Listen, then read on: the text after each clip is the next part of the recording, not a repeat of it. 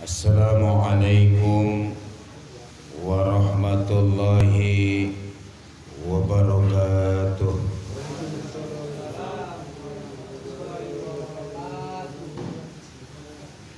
Kurang semangat kita ini ya. Saya ulang. Assalamualaikum warahmatullahi wabarakatuh. Waalaikumsalam warahmatullahi wabarakatuh. Alhamdulillah, nahmaduka ya man awdahta lana subulal hidayah wa azahta ambasairina kisawatal kiwayah wa nusalli wa nusallimu man arsaltahu basyiran wa nadhira wa da'iyan ilallahi bi'idnihi wa sirajan munira. Ashhadu an la ilaha illallah wa ashhadu anna muhammadan abduhu wa rasuluh. Allahumma fasalli wa sallim wa barik ala sayyidina Muhammadin wa ala alihi wa sahbihi wa sallam ajmain. Puji syukur dari kita hanyalah milik Allah Subhanahu wa ta'ala. Salawat serta salam kita selalu kita ucapkan, selalu kita bacakan buat baginda Rasulullah sallallahu alaihi wasallam, keluarga, sahabat, serta orang-orang yang mengikuti millah beliau sampai jelang hari kiamat nanti. Allahumma salli ala sayyidina Muhammadin wa ala alihi wa ashabihi wa sallam ajma'in. Pengajian kita Kamis tanggal 15 ya, tanggal 15 September 2022 di Masjid At-Taubah, Lapas Narkotika Pematang Siantar yang penuh keberkahan ini. Judul atau tema yang kita kaji pada pagi ini tentang penjelasan sholat jamak maupun qashar. Itu ya, jamak maupun qashar. Kita kadang-kadang kalau sudah dibilang jamak qashar teringat mau pergi aja jalan jauh. Padahal jamak qashar itu nggak harus pergi jalan jauh. Umat nih sudah giatnya belajar, tetapi kurang fokusnya. Ya, guru-guru kita pun terkadang kurang detail menyampaikannya, sehingga umat itu fokusnya ya udah, kalau udah dibahas masalah jamak qashar berarti mau pergi jalan jauh, musafir, begitu. Padahal tidak begitu. Di sini saya tulis dalam kitab Alim Sekampung ini, jika mengalami situasi genting seumpama perang terbuka, tembak-tembakan, gempa bumi susulan, atau dalam perjalanan panjang, seseorang boleh melakukan sholat fardu dengan cara menjamak maupun mengqasharnya. Jamak menggabungkan dua sholat dalam satu waktu. Kalau qashar meringkas sholat yang 4 rakaat menjadi 2 rakaat. Sholat yang bisa diringkas hanya sholat yang 4 rakaat menjadi 2 rakaat. Kalau sholat yang 2 rakaat, sholat yang 3 rakaat tidak bisa diqashar. Hanya sholat yang 4 rakaat yang bisa diqashar. Qashar artinya meringkas, jamak artinya mengumpulkan. Ya, jamak artinya mengumpulkan ya. seperti menggabungkan sholat zuhur dan sholat asar pada satu waktu, maupun sebaliknya, atau sholat maghrib dan isya juga sebaliknya. Jadi sholat yang 5 waktu itu zuhur asar atau asar zuhur, maghrib isya atau isya maghrib boleh dikerjakan seperti itu, ya, digabung dalam suatu waktu. Subuh sendirian, subuh sendirian, nggak bisa dijamak ke sholat yang lain. Asar nggak bisa dijamak ke maghrib, nggak bisa. Atau maghrib ke asar nggak bisa. Pasangan asar itu zuhur, pasangan maghrib itu isya, ya. Cara mengerjakan sholat jamak qashar boleh dilakukan berjamaah maupun sendirian. Boleh melakukannya berjamaah, boleh melakukannya sendirian. Orang yang melakukan sholat qashar 4 rakaat seperti zuhur, asar, isya menjadi 2 rakaat tidak boleh berjamaah kepada orang yang melakukan sholat tamam. Paham maksudnya? Sholat tamam itu sholat yang tidak dikosor, sholat kayak kita biasa. Itu namanya sholat tamam. Misalnya kita mau qashar zuhur 2 rakaat, ikut ke imam yang tamam, nggak bisa.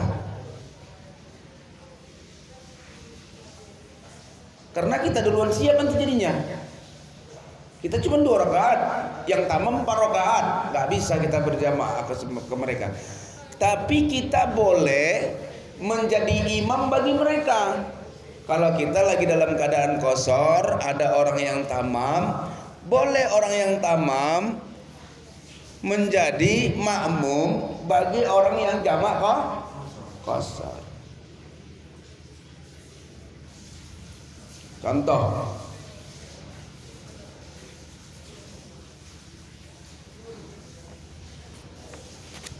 saya pergi ke Rantau Prapat. Siantar Rantau Prapat kan udah bisa jamak qashar tuh, ya, sudah bisa jamak qashar karena sudah melebihi 94 km. Sampai Rantau Prapat sudah azan zuhur, sholatlah saya di situ, di masjidnya itu. Kebetulan jamaah masjid yang ada di situ tahu saya ustadz.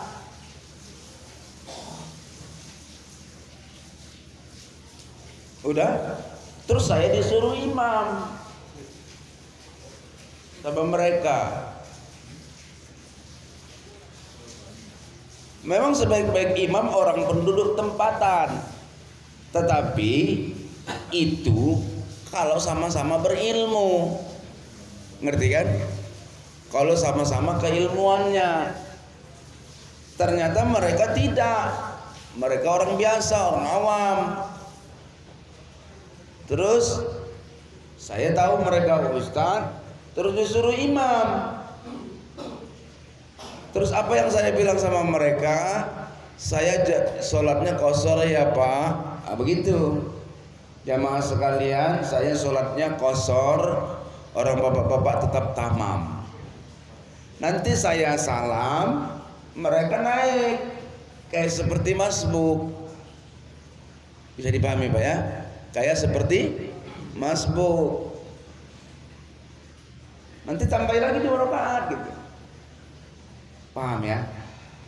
Nah, jadi jangan heran kalau ada nanti imam 2 rakaat salam, kemudian makmumnya rame-rame naik. Oh, berarti imamnya itu sedang qashar. Nah, kenapa? Karena hukum qashar sudah dimilikinya. Artinya dia sudah lebih baik mengambil qashar. Bisa dipahami Pak ya? Oke. Jika seseorang melakukan perjalanan mencapai 94 km atau lebih, maka baginya boleh melakukan sholat jamak sekaligus qashar. Bukan sekedar boleh, itu yang terbaik. Ya, itu yang terbaik. Ada orang ngomong begini, untuk apa jamak-jamak qashar? Kan mobil-mobil sendiri. Kalau mau berhenti berhenti. Kalau zaman Nabi dulu taruhlah karena naik unta, payah dapatkan masjid, di karang-karangnya dibikinnya akalnya kepada hukum itu. Enggak begitu. Kenapa? Karena syariat qashar bagi orang yang dalam perjalanan ini bukan karena mobil bus atau mobil pribadi. Karena qasdun nafsi, karena jiwanya terburu. Orang yang dalam perjalanan itu kan pengen cepat sampai itu kan. Karena jiwanya terburu, maka datanglah hukum rukhsah baginya, keringanan buatnya untuk melakukan menggabungkan dua sholat dalam satu waktu dan meringkas sholat yang 4 rakaat menjadi 2 rakaat. Oke, lanjut. Orang yang melakukan sholat zuhur digabung ke asar di waktu zuhur disebut jamak takdim, jamak permulaan waktu, ya, jamak takdim. Kalau ada orang sholat asar di waktu zuhur, namanya jamak takdim. Kerjakan dulu zuhurnya, baru asarnya. Habis mengerjakan zuhur 2 rakaat, sholat asar 2 rakaat. Jika melakukannya di waktu asar disebut jamak takhir. Akhir waktu maksudnya, nggak lagi permulaan, di akhir waktu, karena melaksanakan sholat zuhur di waktu asar, itu namanya jamak takhir. Terus kalau waktu asar, apakah sholat zuhur dulu kita? Tidak, sholat asar terlebih dulu, baru sholat zuhur. Paham? Saya ulangi contoh yang kedua. Sholat maghrib 3 rakaat, baru kemudian sholat isya 2 rakaat di waktu maghrib. Sholat maghrib dulu 3 rakaat, baru sholat isya 2 rakaat, karena waktunya waktu maghrib. Sebutannya jamak takdim. Berikutnya sholat isya 2 rakaat, habis sholat isya 2 rakaat, sholat maghrib 3 rakaat, karena waktunya waktu isya. Disebutlah jamak takhir. Bisa dipahami ya? Oke. Untuk sholat jamak dan qashar ini sangat diperlukan penjelasan panjang dari guru yang mursyid, yang memahami ilmu fikih. Jadi dia begitu melaksanakan sholat itu, minimal perjalanan itu diperkirakan minimal 94 km. Jadi bukan karena mobil pribadi tidak mobil pribadi, jalan rusak atau jalan tidak rusak, bukan begitu. Kemudian bukan jumlah perjalanannya 94 km. Ingat, ada saya buat kalimatnya di sini, jarak tempuh. Kan bisa saja saya berjalanan 94 km di kota Siantar aja. Bisa nggak ya? Keliling aku 94 km itu. Tapi situ aja kelilingnya. Apakah jamak qashar itu? Enggak.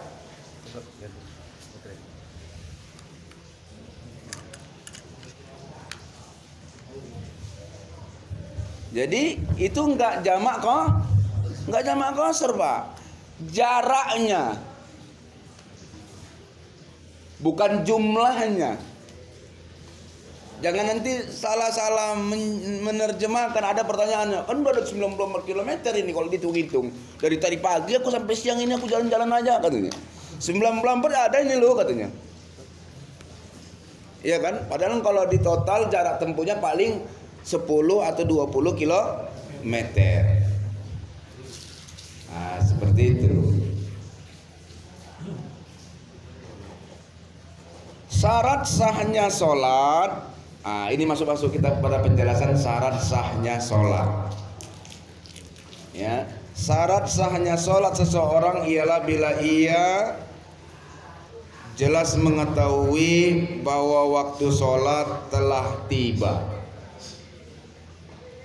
Ada orang sholat jam 12 siang dia sholat zuhur. Nggak tahu dia udah masuk atau belum masuk. Nggak sah sholat ini, Pak. Nggak memenuhi syarat. Karena dalam ibadah dalam Islam harus penuh syarat dan rukun. Harus memenuhi syarat dan rukun. Nggak sembarangan beribadah. Ada syarat dan rukun. Udah masuk dulu waktunya baru sholat. Jangan nggak masuk waktu sholat. Aku kan mau pergi nih jam 12. Padahal waktu zuhur 15 menit lagi. Nanti aku kok repot di sana. Aku duluan kan sholat zuhur gitu. Nggak bisa. Nggak bisa. Karena belum masuk waktunya. Syarat itu masuk waktu itu. Dan arah kiblat harus diketahui. Kecuali memang susah untuk kita mengetahuinya mana arah kiblat, barulah kemana condongnya hati. Ya kan? Kalau kita ini kemana arah kiblat kita? Arah ke barat. Berarti mengikuti matahari terbenam. Mengikuti matahari terbenam. Susah, matahari mendung, Ustaz. Kayak mana itu? Aku bingung. Kemana arah kiblat? Udah kemana hatimu yang paling kuat, kesitulah arah kiblat. Walaupun kenyataannya enggak situ, nanti itu enggak urusan. Yang penting karena memang tidak tahu. Udah cari tahu enggak dapat. Ya. Kemana hati kita, situlah arah kiblat.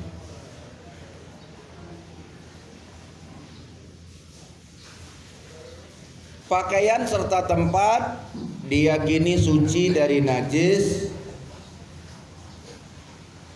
Pakaian dan tempat. Saya mau buat contoh nih.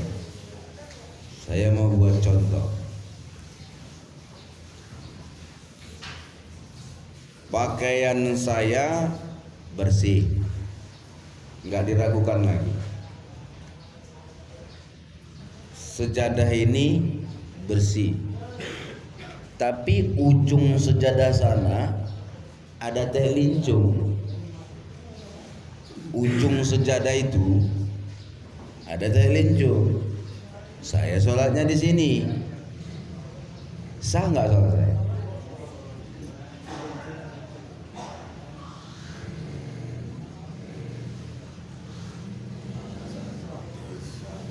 Hah? Yang bilang sah angkat tangan dulu. Yang bilang sah. Yang bilang sah. Cuma 2 orang yang bilang sah. Yang bilang nggak sah angkat tangan. Bapak sana udah angkat tangan juga, dia sah. Yang nggak sah pun angkat tangan. Yang sah. Yang nggak sah. Nggak sah nih Pak. Oke. Yang jelas sah. Kenapa? Karena kalau sejadah ini tempat sujudnya itu Pak. Ya, kalau ujungnya sana nggak urusan kita itu. Ya, tapi kalau pakaian kita walaupun di ujungnya nggak boleh. Paham ya? Tempatnya itu maksudnya, tempat sholatnya itu. Nggak ukuran sejadah yang lebar ini menjadi apa? sah dan syaratnya kita sholat. Yang penting tempat sujud kita itu, tempat sholat kita itu suci dari najis. Itu yang penting.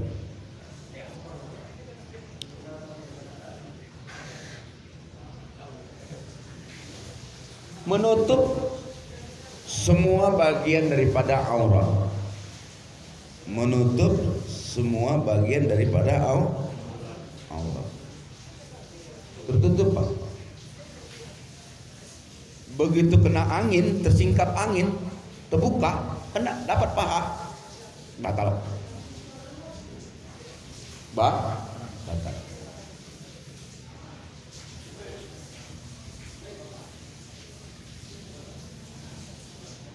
Ada orang sholat, bajunya baju kaos, celana kayak saya punya ini, celana keper, pantatnya besar, perutnya buncit, bajunya baju kaos, sholat di masjid, pas sujud nungging, nampak belahan pantat itu sampai kemari, nggak sah, tidak sah. Kenapa? Gugur syarat, menampakkan aurat. Makanya hati-hati, sholat itu nggak sembarangan loh, Pak. Jangan kita capek sholat, tahu-tahu nggak ada nilainya sedikit pun, dan kita nggak dianggap sholat itu. Kita sholat ini mau dianggap sholat apa mau dianggap gimana? Iya kan, kalau nggak dianggap sholat kan rugi kan? Capek nggak dianggap sholat, gimana tuh dia? Pekerjaan sia-sia namanya. Bagus duduk-duduk kalau pekerjaan sia-sia. Nggak capek, duduk-duduk itu kan nggak capek.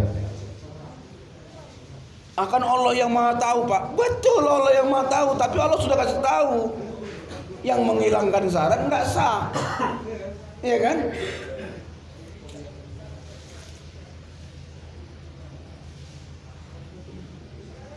Jika syarat sah sholat ini diabaikan, maka sholat itu sia-sia. Orang yang sholatnya tidak memenuhi syarat dan rukun, maka sholatnya tidak dianggap sah dan tertolak. Tertolak. Masuk kita pada penjelasan berikutnya, adab sholat.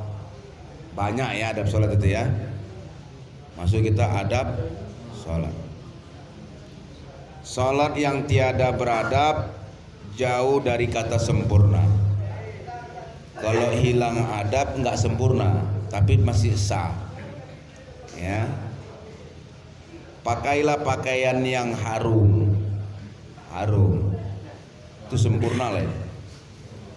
Ya. Cari sempurnanya sholat itu pakaiannya dikasih parfum, ya, atau badannya dikasih parfum,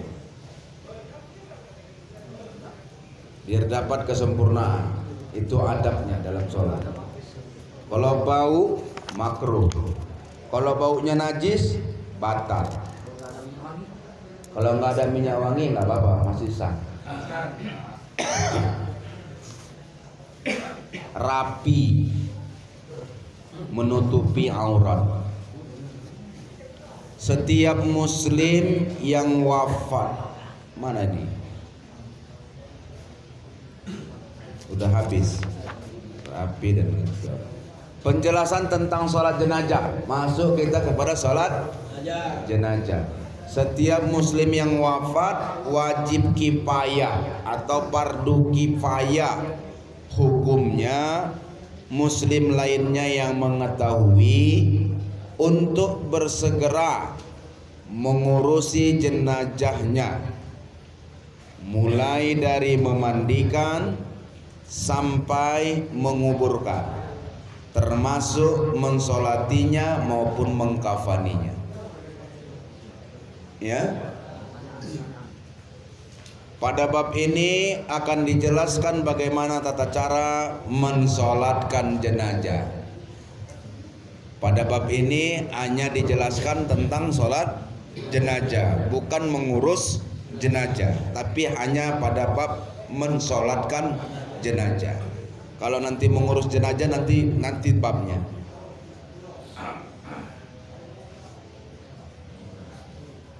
Adab mensolatkan jenazah.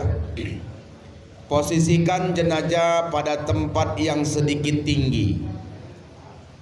Jangan terletak di tanah itu atau di lantai ini. Nah, ya, kalau di masjid-masjid apa biasanya di atas keranda. Kerandanya naik. Di keranda itu dia disolatkan. Kan sedikit tinggi itu ya.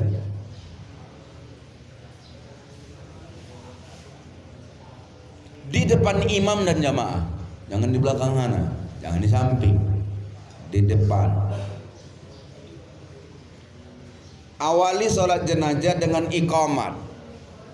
Dengan iqamat. Seperti as-sholatu jami'ah, as-sholatu ala hazal mayyitil hadiri rahimakumullah, gitu.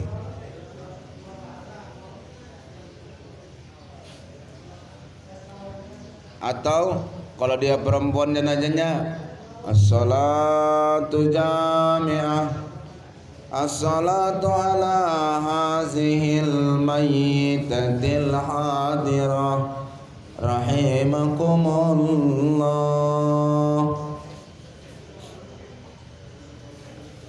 Jangan udah pulang dari pesantren ini begitu ninggal keluarganya qomat disuruh Allahu Akbar, Allahu Akbar, la ilaha illallah. Enggak gitu. Salatu jami'ah gitu. Salat jenazah 4 takbir. 4 takbir, enggak pakai ruku. Makanya rapat-rapat boleh, antara saf pertama kedua boleh rapat. Enggak ada ruku. Salat jenazah 4 takbir. Setelah imam berniat untuk mensolatkan jenazah, menyusul jamaah berniat. Makanya imam itu berniat agak dikeras sedikit, biar jamaah pun juga ngerti. Sholli ala hazal mayyit arba'a takbiratin fardul kifayati imaman lillahi ta'ala. Aku niat sholat jenazah 4 takbir fardu kifayah karena Allah Ta'ala. Allahu Akbar, baru masuk makmum berniat. Ya.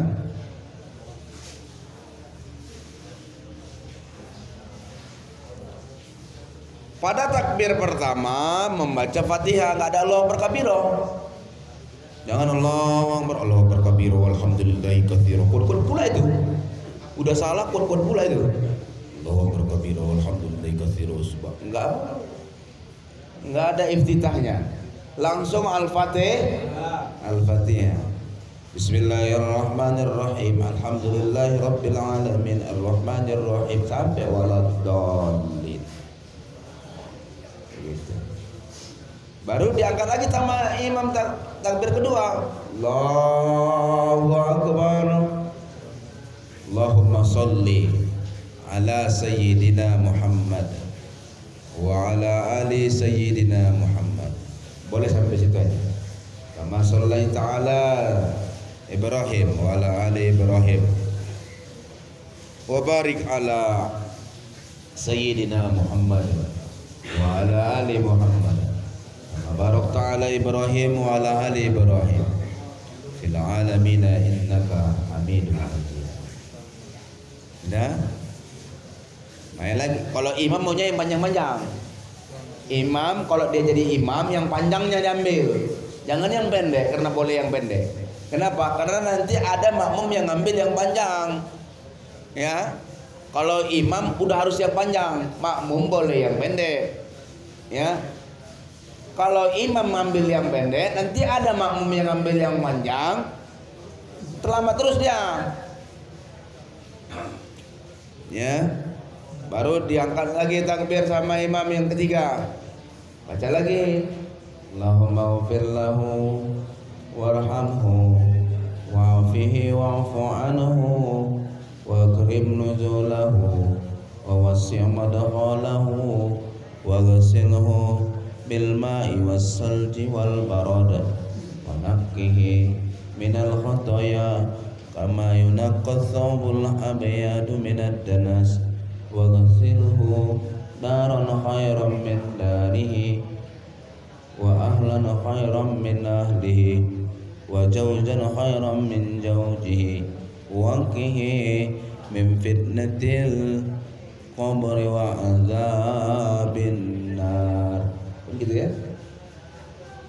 Kalau mampu boleh. Allahumma ghfir lahu warhamhu wa'afihi wa'fu anhu. Berhenti ya. Takbir lagi imamnya keempat. Allahu akbar.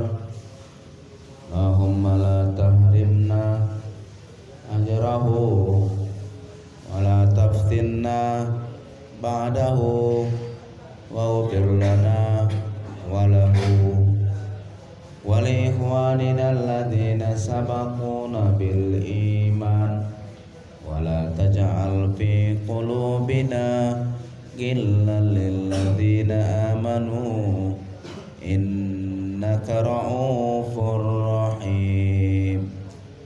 Itu baru salam. Ingat, salamnya beda sama sholat biasa. Assalamualaikum warahmatullahi wabarakatuh. Pakai wabarakatuh. Assalamualaikum warahmatullahi wabarakatuh. Di Siantar aku tengok imam sholat jenazah nggak pakai wabarakatuh. Assalamualaikum warahmatullahi.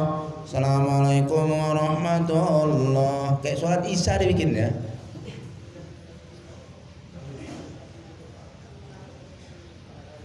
Salah Ustaz? Nggak salah, tapi nggak baik, nggak seperti itu. Pakai wabarakatuh ya. Sempurnakan sholat jenazah dengan talqin sebagai doa. Ada talqin. La ilaha illallah. Kadang orang mengangkat jenazah itu pun sampai ke kuburan pakai la ilaha illallah. La ilaha illallah, la ilaha illallah, la ilaha illallah, la ilaha illallah. Bid'ah itu enggak. Disuruh. La ilaha illallah, la ilaha illallah, la ilaha illallah. Disuruh.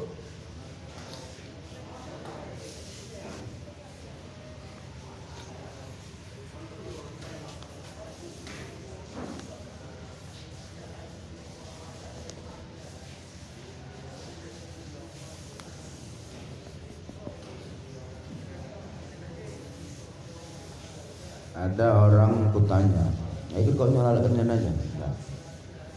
Kenapa? Ya malas sekali dia. Enggak ada rukuknya, enggak ada sujudnya, pun dia malas. Ada orang malas sekali sholat jenazah.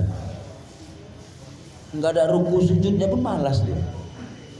Apalagi lah yang ada ruku sujudnya, berarti lebih malas lagi.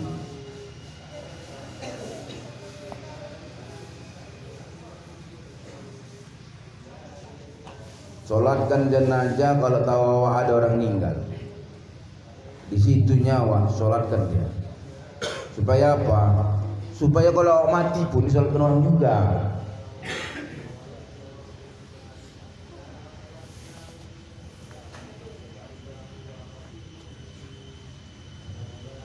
Penjelasan sholat wajib berjamaah.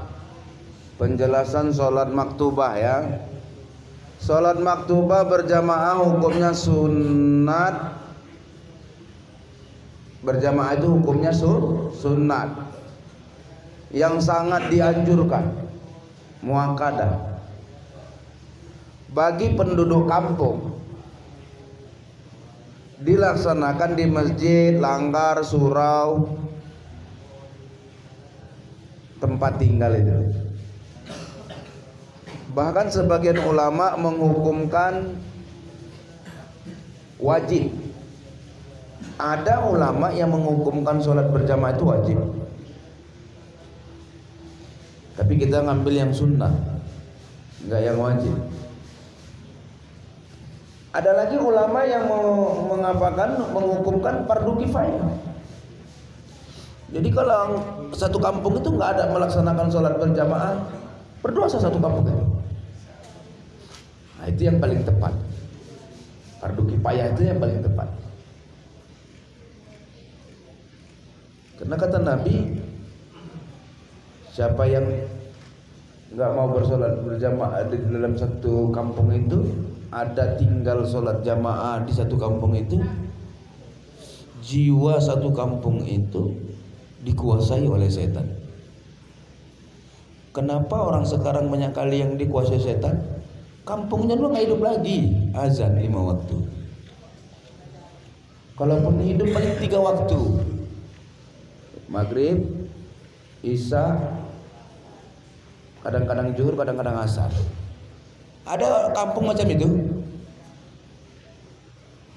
Yang aktif itu azan di masjidnya maghrib, isya, baru kadang-kadang zuhur, kadang-kadang asar.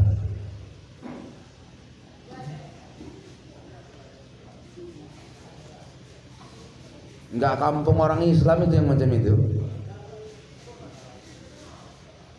Itu makanya banyak orang sekarang ini dikuasai setan hatinya. Ya gara-gara itu.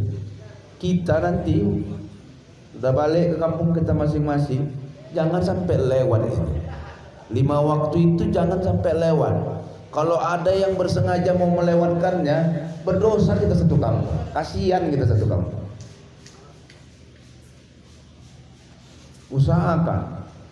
Kalau ada orang yang rajin tapi dia nggak bisa di waktu zuhur, gantikan dia. Ada orang atau misalnya ada takmirnya atau marbotnya atau muazzinnya yang diangkat menjadi muazzin di kampung itu, berhalangan dia waktu zuhur, usahakan kita maju. Jangan sampai lewat.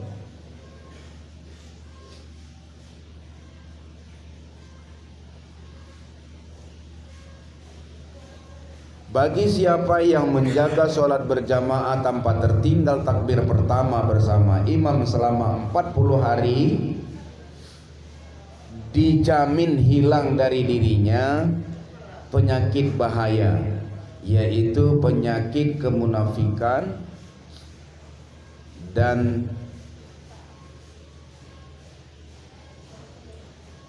sekaligus mengangkat derajat orang itu.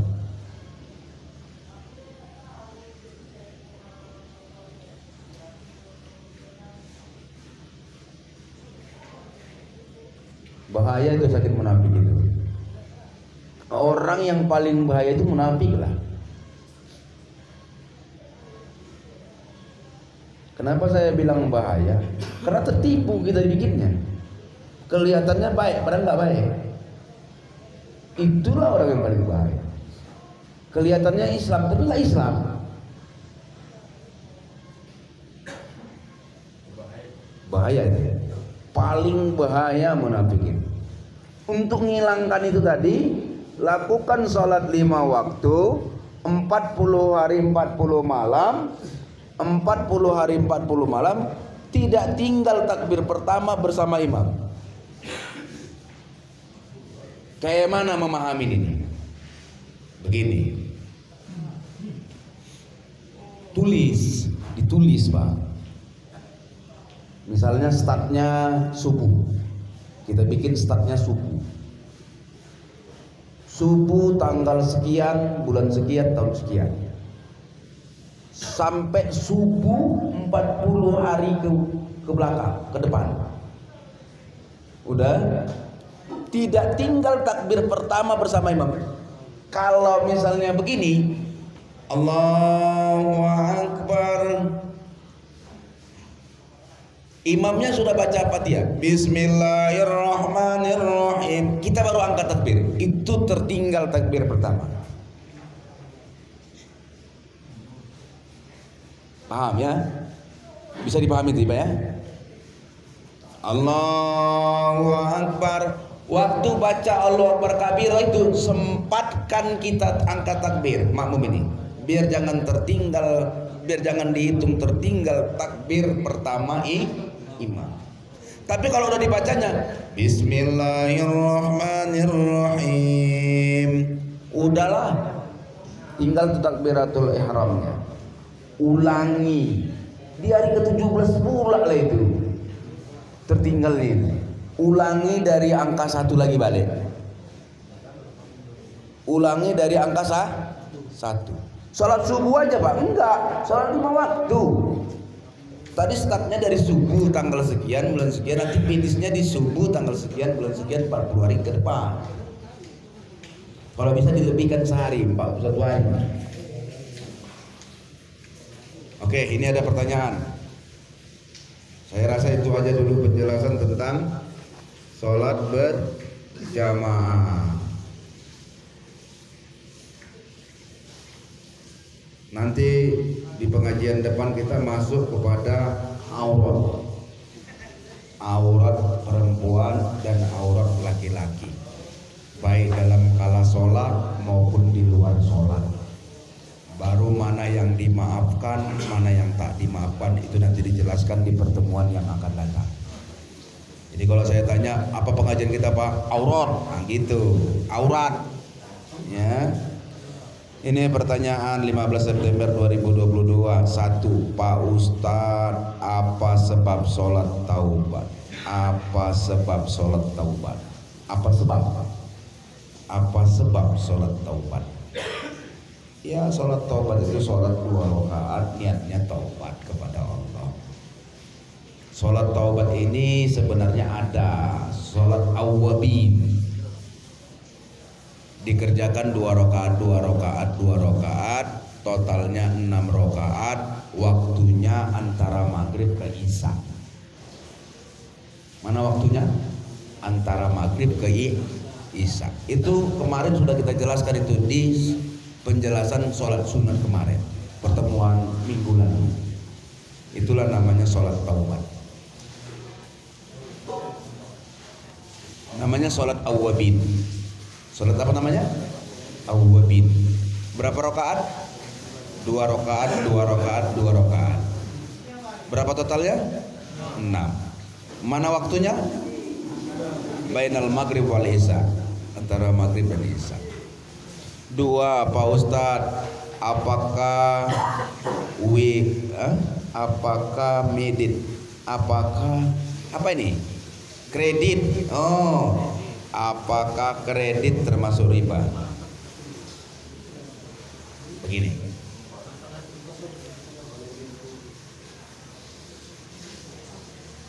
Kredit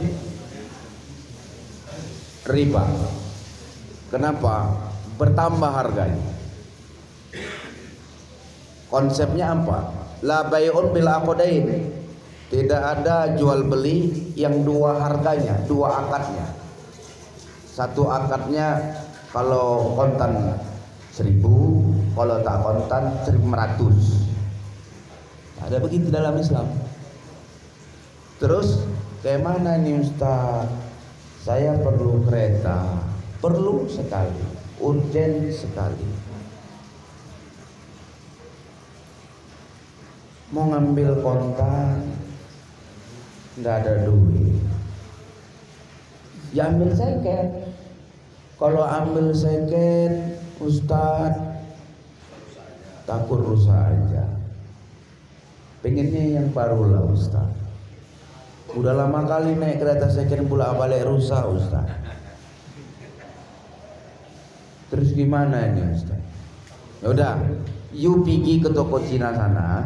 Jangan tanya-tanya harga kontannya. Tanya, ini kereta saya punya uang sekian. Ini kereta kayak mana saya cicil? Oh begini Pak, peraturan kita kalau kayak gini DP-nya, ini bulanannya selama sekian bulan. Kalau Bapak nggak bayar nanti ada dendanya. Kalau lewat pembayarannya dendanya. Dendanya itu riba. Jangan sampai denda. Sesuai kesepakatan tadi, jangan sampai denda. dendanya itu riba. Makan riba sama yang ngasih riba sama dosanya. Ya. Tapi kalau nggak perlu jangan kredit. Ustadz, aku mau kredit HP Ustadz. Ku tengok kontennya pun 2 juta, bulanannya pun 2 juta. Yang penting ada bulanan pertama 200.000, 10 kali bayar Ustadz. Kalau konten pun kita beli 2 juta, boleh. Itulah yang boleh. Angsur yang macam itulah yang boleh. Di Santer begitu Pak, konten sama angsur sama HP. Makanya HP banjir di Santer sekarang. Anak kecil udah punya HP, karena samalah harga konten sama harga angsur. Makanya banjir sekarang HP di Santer. Di kampung Bapak nggak banjir HP. Kasihanlah kalian. 3 Pak Ustadz, apa doa setelah khatib Jumat, habis ceramah, sebelum ceramah yang kedua? Doa bebas saja, tapi jangan doa celaka lah. Doa bebas-bebas saja, ya. Tapi ada amalan khusus ini yang diamalkan di banyak tempat orang-orang tasawuf, guru-guru kita terdahulu, itu baca sholawat. Kalau antara khutbah pertama sama khutbah kedua itu biasanya baca sholawat. Allahumma sholli wa sallim wazid wa dim wa an'im wa tafaddal wa barik li jalalika wa kamalika ala sayyidi ibadika wa ashrafi ubadik as'adil arabi wal azam wa imami taibata wal haram wa tarjumani lisani ahwalil qidam wa manba'al ilmi wal hilmi wal hikmati wal hikam abil qasim sayyidina wa maulana Muhammad wa radiyallahu tabaraka wa ta'ala an kulli sahabati rasulillahi ajma'in. Pernah dengar itu? Pernah? Nggak pernah? Nggak ada kampungnya satupun yang kayak gitu pakai sholat gitu? Nggak ada ya? Nah, nanti bagus ini pertanyaannya. Baca sholawat. Maunya adalah muadzin maunya baca itulah, Bilal maunya baca itulah dia. Begitu khatib itu duduk dibacanya lah itu. Baru ketika membaca itu muadzin kita pun berdoa lah. Kemarin itu udah saya bilang sebaik-baik doa itu doa apa? Dapat bertenar.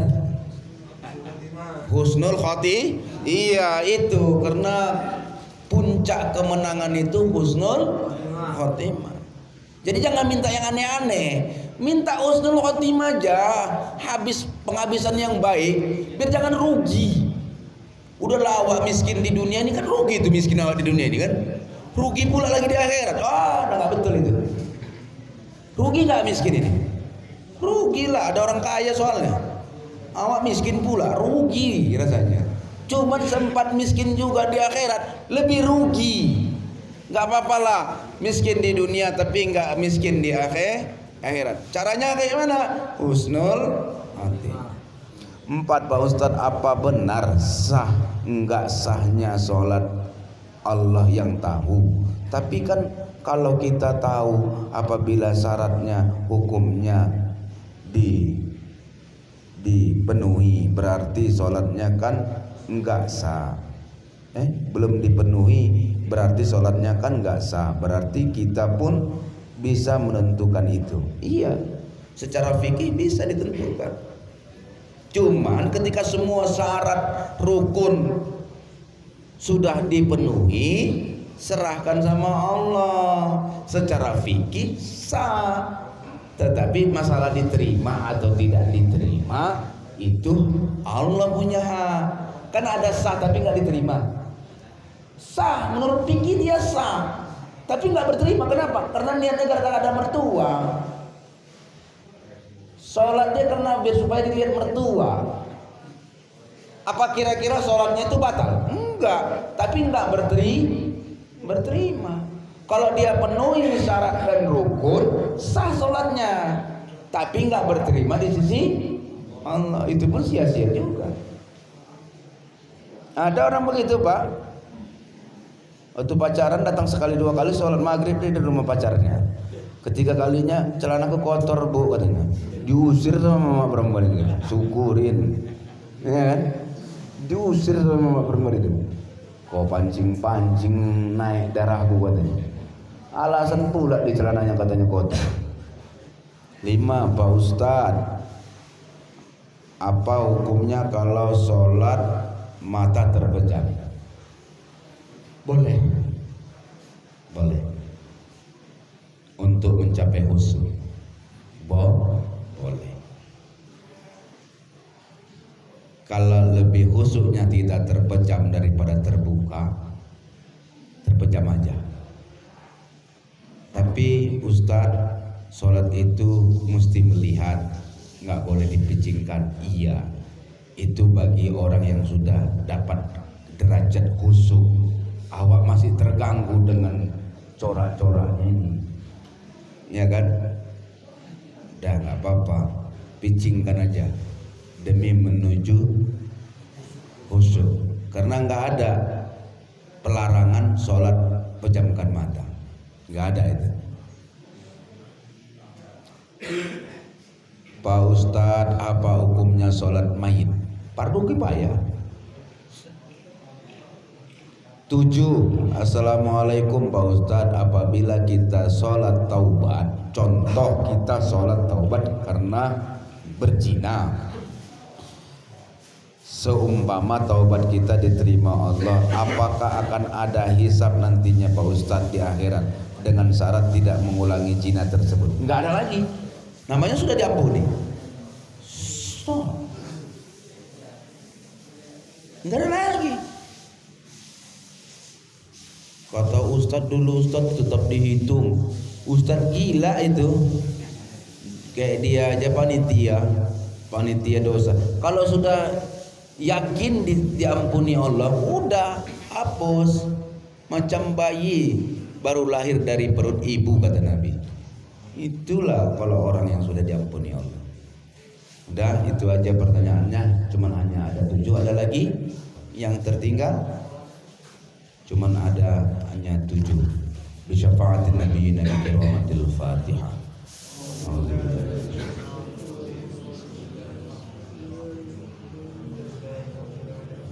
Maliki yaumiddin.